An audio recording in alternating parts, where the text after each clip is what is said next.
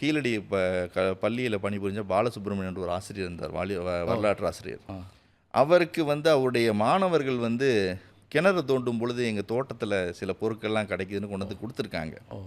அதை வந்து அவர் காட்சிப்படுத்தியிருக்காரு, அந்த பள்ளியிலேயே காட்சிப்படுத்தியிருக்காரு. அதோடு இல்லாமல் அன்றைக்கு இருக்க மாவட்ட ஆட்சித்தலைவருக்கும் அதை இன்ஃபார்ம் பண்ணியிருக்காங்க, தமிழக தொல்லியல் துறைக்கும் இன்ஃபார்ம் பண்ணியிருக்காங்க.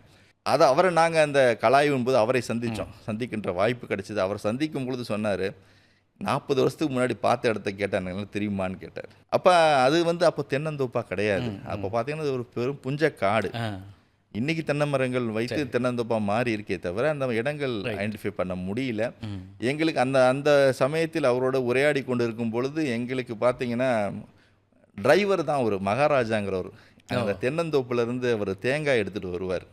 அந்த டிரைவர் நாங்கள் பேசிக்கிட்டு இருக்கிறது, அந்த கடையில் உட்காந்து பேசிகிட்டு இருக்கிறத கேட்ட பொழுது, நீங்கள் இந்த ஓட்டாஞ்சில்லி அந்த பானை உடலை பற்றிலாம் கேட்குறீங்க, அவர் திலீப் கான் ஒருத்தர் இருக்கார் அந்த தோப்பில், அவர் இடத்துக்கு போங்க, ஆனால் அவர் தோப்பில் இந்த பானை ஓடு தான் கிடைக்கும் சார்பார். கிடைக்கும் சார் சொன்ன உடனே தான் எங்களுக்கு அந்த குழுவை தட்டி அங்கே போனோம் நாங்கள். அப்போ தான் அவருக்கு தெரிஞ்ச ஆமாம் இதுதான் இடம்னு. ஏன்னா இன்றைக்கி அது வந்து தென்னந்தோப்பாக மாறிடுச்சு. ரைட். 40 ஆண்டுகளுக்கு முன்னால் தென்னந்தோப்பே கிடையாது. அது வெறும் புஞ்சக்காடு, புஞ்ச மேடாக தான். இன்றைக்கும் பார்த்தீங்கன்னா அந்த இடத்த வந்து வடக்கு மேடு தான் சொல்கிறாங்க. ஓகே. ஒரு கீழடி வரலாறை வந்து ஒரு வாகன ஓட்டுநர் மூலமாக தான். ஆமாம், இதுதான் இயற்கை. என்றைக்குமே நாங்கள் வந்து தேடி பயணிப்போம். தேடி பயணிக்கும் பொழுது கிடைக்கின்ற செய்திகள் எங்களுக்கு ஒரு மிகப்பெரிய வரப்பிரசாதமாக போயிடும்.